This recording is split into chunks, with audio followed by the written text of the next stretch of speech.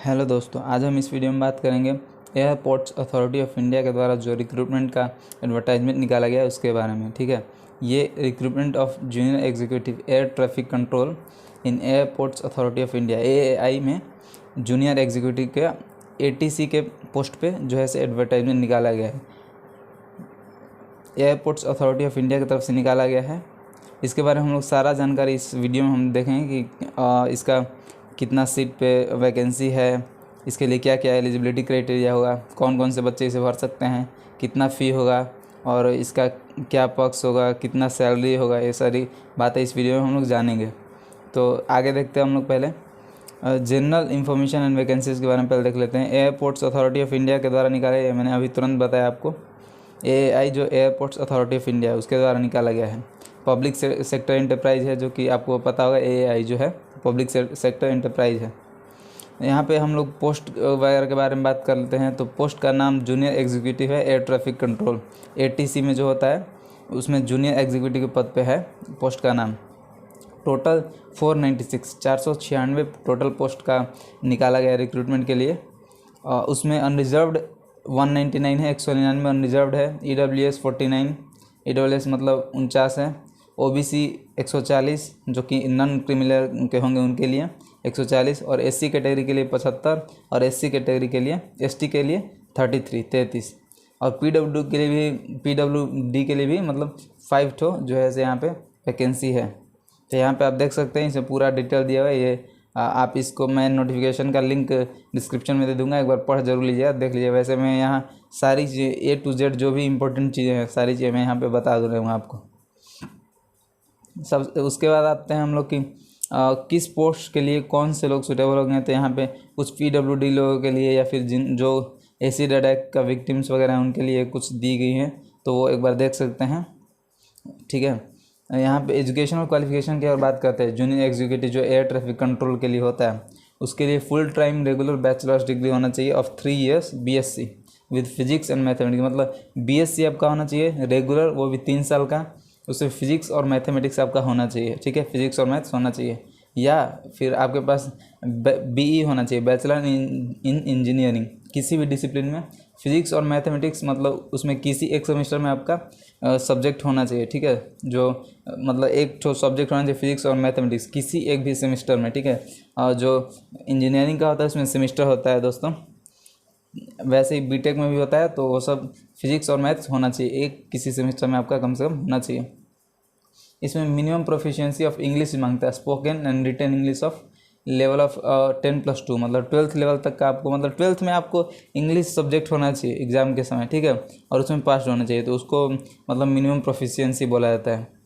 तो 12th level तक का आपका इंग्लिश होना चाहिए 12th स्टैंडर्ड में, 10th एंड 12th में। ठीक है, या 10th में भी हो, मतलब मिनिमम प्रोफिशिएंसी होना चाहिए। ठीक है, मतलब स्पोकन एंड रिटन इंग्लिश का।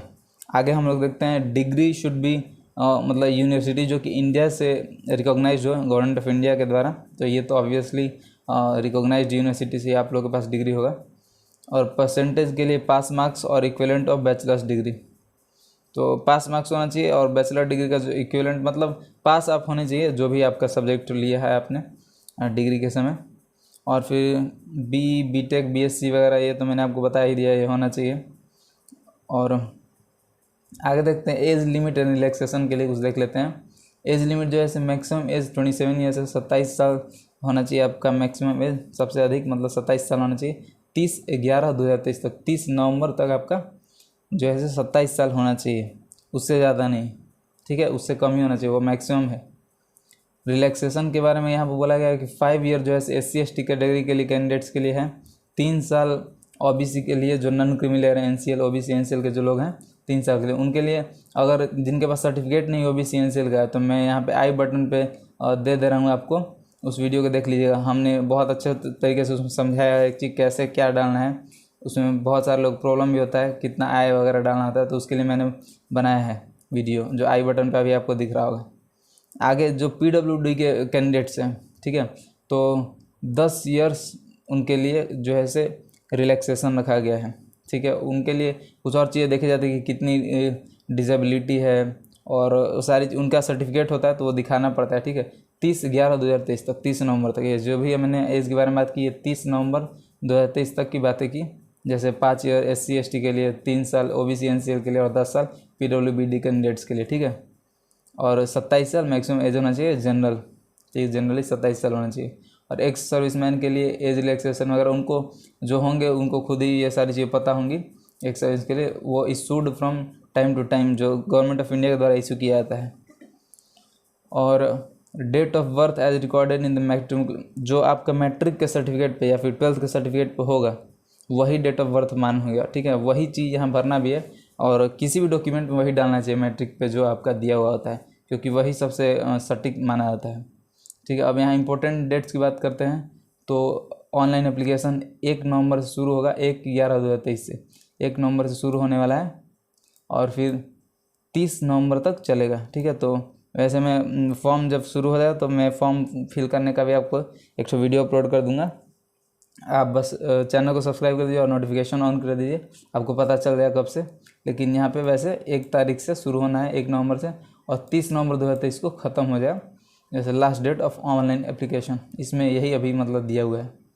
और एग्ज़ाम के लिए आपको बाद में बता दिया जाएगा, यहाँ पे लिखा हुआ विल बी अनाउंस्ड, ठीक है, इनके साइट पे, या हम लोग भी आपको यहाँ पे चैनल पे बता देंगे।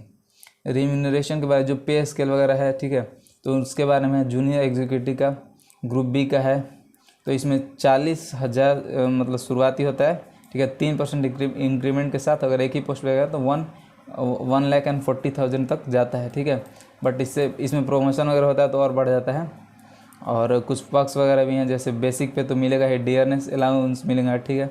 और फिर 35% ऑफ बेसिक पे वो पक मिलेगा, ठीक है। HRA और बहुत सारे बेनिफिट लाइक मेडिकल के लिए भी शायद होता है, देखिए यहाँ पे मेडिकल का भी लिखा हुआ है। और सोशल सिक्योरिटी स्कीम वगैरह उनका खुद का चलता है, जैसे हर एक जो भी सिस्टम होता है, जो भी जॉब वो निकालता है वहाँ पे होता है सोशल सिक्योरिटी स्कीम, वो सब मिल जाएगा, ये सब भी ठीक होता है। और ग्रेच्युटी वगैरह जो भी होता है, CPF, ये सारी चीज़ें आपको मिलेंगी, तो अच्छा है यहाँ पे, ठीक है। पेमेंट के साथ इतनी सारी चीज़ मिल रही हैं तो अच्छा है। मतलब ओवरऑल CTC जो है वो आपको 13 लाख पर ईयर अप्रॉक्सीमेटली पड़ेगा, तो ठीक ठाक है, ठीक है दोस्तों। 13 लाख पर ईयर मतलब 1 लाख प्लस हो जा रहा है आपका पर मंथ, तो सैलरी भी काफ़ी अच्छा है। इसके लिए आप लोग ध्यान दीजिएगा, मतलब अच्छे से तैयारी कीजिए, फॉर्म भी फिल कर लीजिए ज़रूर ही। और यहाँ पे फिर इम्पोर्टेंट इंस्ट्रक्शन में दिया हुआ है कि इंडियन नेशनल होना चाहिए, तो ऑब्वियसली ये आपका इंडियन नेशनल से भर सकते हैं, एयरपोर्ट्स अथॉरिटी ऑफ इंडिया का है तो। और कैंडिडेट्स इनरोल्ड इन फाइनल, अगर आप फाइनल सेमेस्टर में पढ़ रहे हैं तो भी आप इसको भर सकते हैं, ठीक है। या फाइनल ईयर में, जैसे अगर BSc वगैरह कर रहे हैं तो फाइनल ईयर में होना चाहिए, ठीक है। तो उसके लिए ये सारी चीज़ें यहाँ पे इंस्ट्रक्शन में दी हुई हैं। मतलब 30 नवंबर 2023 तक अगर आप फाइनल ईयर या फाइनल सेमेस्टर में इनरोल्ड हैं, आपका नाम लिखाया जा चुका है उसमें, फाइनल ईयर अगर आप BSc वगैरह कर रहे हैं, ग्रेजुएशन सिंपल कर रहे हैं और कुछ इंजीनियरिंग वगैरह कर रहे हैं, तो फाइनल सेमेस्टर में अगर आपका 30 नवंबर तक हो गया इनरोलमेंट, आपने एडमिशन उसमें करवा लिया, जैसे इनरोलमेंट होता है, तो फिर आप इसको भर सकते हैं, इस फॉर्म को फिल कर सकते हैं, ठीक है। अब आगे देखते हैं कि जो आपका एज जोड़ा जाएगा वो कट ऑफ डेट यानी 30/11/2023 से जोड़ा जाएगा, जो कि मैंने ऑलरेडी बता दिया कि 30 नवंबर 2023 से ही सबका जो भी एलिजिबिलिटी क्राइटेरिया है या एज वगैरह सब 30 नवंबर 2023 से ही जोड़ा जाएगा, ठीक है। वहीं से मतलब सब चीज़ कैलकुलेट किया जाएगा। अब जो OBC NCL जो भी हैं, जो उस कैटेगरी से बिलोंग करते हैं OBC NCL से, तो OBC NCL का सर्टिफिकेट जो है से 2023 फाइनल ईयर में ही आपको प्रोड्यूस्ड होना चाहिए, इसी फाइनल ईयर का बनाए। तो हम लोग ने वीडियो बना रखा है, आई बटन पे मैंने बता ही दिया अभी ऑलरेडी, तो वो देख के बना लीजिए। 2023-24 में वो बनाया गया है, कैसे सारी चीज़ नए तरीके से करनी है, जो भी है सब वहाँ पे बताया हुआ है डिटेल्ड में, आप अच्छे से बनवा लेना, ठीक है। 2023-24 का ही फाइनल ईयर का चाह रहा है। और फिर आगे EWS सर्टिफिकेट का भी वही है, 2023-24 फाइनेंशियल ईयर का ही चाहिए होगा, ठीक है। FY 2023-24 इस ईयर का ही चाहिए। EWS सर्टिफिकेट भी, SC/ST सर्टिफिकेट जो है उनका कास्ट सर्टिफिकेट चाहिए होगा, जो कि 30/11/2023 से पहले इशूड है। ऐसा नहीं कि रिसीट ही केवल दिखाना है आप, नहीं, आपको कास्ट सर्टिफिकेट होना चाहिए, जो पूरा सर्टिफिकेट बना हुआ होता है कास्ट के लिए, SC/ST कैंडिडेट्स के लिए है, ठीक है। ऐसा नहीं कि रिसीट ही दिखा रहे हैं सिर्फ कि ये मैंने अप्लाई कर दिया, नहीं, आपको फुल वो बन जाना चाहिए। इसके लिए भी वीडियो डाला जाएगा तुरंत ही, कैसे कास्ट सर्टिफिकेट बनाना है, ठीक है, और कैसे डाउनलोड वगैरह करना है, उस सब का डाला जा चुका है ऑलरेडी हमारे चैनल पे। जाके आप एक बार चेकआउट जरूर कीजिए वहाँ पे, ठीक है, चेक जरूर कीजिए वहाँ पे जाके एक बार। डिसेबिलिटी सर्टिफिकेट इशूड ऑन 30/11/2023, ये भी 30/11/2023 से पहले ही जो भी आप PWBD के स्टूडेंट्स हैं उनके लिए सर्टिफिकेट उससे पहले ही 30 नवंबर से पहले ही इशूड होना चाहिए। और ये सारे थोड़ा सा और इंस्ट्रक्शन वगैरह इसमें आप देख सकते हैं, इसमें कुछ उतना इंपॉर्टेंट मुझे लगा नहीं, इसलिए मैंने बता रहा हूँ। इसमें पेमेंट वगैरह के बारे में है तो आप इसको देख सकते हो खुद से भी थोड़ा सा। ये मैं नोटिफिकेशन डिस्क्रिप्शन में इसका लिंक डाल दे रहा हूँ, ये आप अपलोड कर सकते हैं, ठीक है। और कैंडिडेट्स शुड गेट ये आपको मतलब इंस्ट्रक्शन अच्छे से पढ़ने के लिए बोल रहा है। तो आगे हम लोग देखते हैं, candidates will have to visit a website for downloading admit cards for online. तो एडमिट कार्ड डाउनलोड के लिए आपको AI का वेबसाइट मतलब विजिट करना पड़ेगा। बट मैं जब एडमिट कार्ड इसका आ जाएगा तो उसमें वीडियो बना दिया जाएगा और लिंक डिस्क्रिप्शन में दे दिया जाएगा, आप आराम से वहाँ से लोड कर सकते हैं, उसके लिए आपको टेंशन नहीं लेना है। और लेकिन हाँ, अगर कुछ आपको अपडेट चाहिए है इसके बारे में तो आप इसके AI के वेबसाइट को विजिट करते रहिए बीच बीच में, यही चीज़ यहाँ पे बोल रहा है। और ऑब्जेक्टिव टाइप क्वेश्चन होगा, ये तो आपको पता ही होगा, computer based test online exam होगा मतलब ऑब्जेक्टिव टाइप। और फिर निगेटिव मार्किंग इसमें नहीं है थोड़ा भी, ठीक है दोस्तों। यह चीज़ बहुत अच्छा चीज़ है कि मतलब निगेटिव मार्किंग नहीं है, तो आप आराम से अच्छे से इसको एग्ज़ाम को देना। सिलेबस जो है से वो आगे अपलोड कर दिया जाएगा, आगे का जो प्रेस इनके द्वारा जारी किया जाएगा उसमें सिलेबस अपलोड कर लिया जाएगा, ठीक है, कर दिया जाएगा। तो ये सारी चीज़ें हैं, लगभग सारी चीज़ें मैंने देख ली हैं। और इसमें और एक दो चीज़ें हैं, जैसे अप्लाई करने का कैसे करना है, तो इनके जो है से वेबसाइट पे जा के वहाँ पे करियर्स टैब के नीचे, जैसे इनके वेबसाइट पे जाइएगा ai.aero, तो वहाँ पे करियर्स एक टैब मिलता है, करियर्स, ठीक है। तो वहाँ पे जाके क्लिक कीजिएगा तो उसके अंदर ही आपको इसका एप्लीकेशन के लिए अप्लाई कर सकते हैं, जो फॉर्म का है एप्लीकेशन वहाँ पे कर सकते हैं आप, ठीक है। फ़ोटोग्राफ वगैरह के बारे में यहाँ दिया हुआ है कि 3 मंथ से ज़्यादा ओल्ड नहीं होना चाहिए फ़ोटोग्राफ, ठीक है, 3 मंथ से ज़्यादा, 3 महीने से ज़्यादा पुराना नहीं होना चाहिए, रिसेंट हो तो वो और अच्छा है। और ये चीज़ कुछ टोपी वगैरह नहीं लगाना है, जो फ़ोटो में है टोपी चश्मा वगैरह नहीं लगाना है। हाँ, जिनका रिलीजियस है जैसे पगड़ी वगैरह हो गया, सिख भाइयों का जो पगड़ी होता है वो सब अलाउड है, उसमें कोई दिक्कत नहीं है। और फिर स्कैन फोटोग्राफ जो होगा उसके 20 के से 50 के भी साइज़ होना चाहिए, 20 से 50 के भी। इसका भी हम लोग ने वीडियो चैनल पर डाल रखा है कि डायमेंशन या फिर फ़ोटो के साइज़ को कैसे कम किया जाता है, ये ऑलरेडी इसको वीडियो को जाकर जरूर चेक कीजिए एक बार, आप देख लीजिए, उसमें अच्छे तरीके से बताया गया है। और फ़ोन से करना बताया गया कैसे एकदम ईजीली तुरंत ही हो जाता है। 20 से 50 के बीच में होना चाहिए। डायमेंशन 200 से 230 पिक्सल्स की, ये भी बताया गया उस वीडियो में, आई बटन पे अभी शो कर रहा होगा, उस पर जाके क्लिक करके देख सकते हैं आप। सिग्नेचर का वही है कि वाइट पेपर पे ब्लैक पेन, हाँ दोस्तों ये ध्यान दीजिए, ब्लैक पेन से करना है, ब्लैक इंक पेन से, ठीक है, वाइट पेपर पे और ब्लैक इंक पेन से अच्छे से कीजिए, उसको स्कैन करके फिर उसको 10 KB से 20 KB के बीच में उसको भी टर्न कर दीजिए, उसी वीडियो को देख लीजिए कैसे करना है और फिर आप आराम से इसे यहाँ पे कर सकते हैं, ठीक है। 10 से 20 KB के बीच में सिग्नेचर को, और फिर फ़ोटो को 20 से 50 KB के बीच में। और सिग्नेचर का डायमेंशन 140 से, तो डायमेंशन का वो अपने आप हो जाता है, 10 से 20 KB के बीच में चेंज कीजिएगा तो डायमेंशन अपने आप ही 140x60 हो जाएगा, ठीक है, 140x60 पिक्सल्स हो जाएगा। और एप्लीकेशन फ़ी जो है 1000 है, यहाँ पे थोड़ा एप्लीकेशन फ़ी के बारे में बात कर लें। एप्लीकेशन फ़ी 1000 है, ठीक है, और ऑनलाइन से ही आपको पे करना होगा, और कोई इसका नहीं है कि बैंक में जाके जमा करना है, ऐसा नहीं है, आपको ऑनलाइन से ही जमा करना है।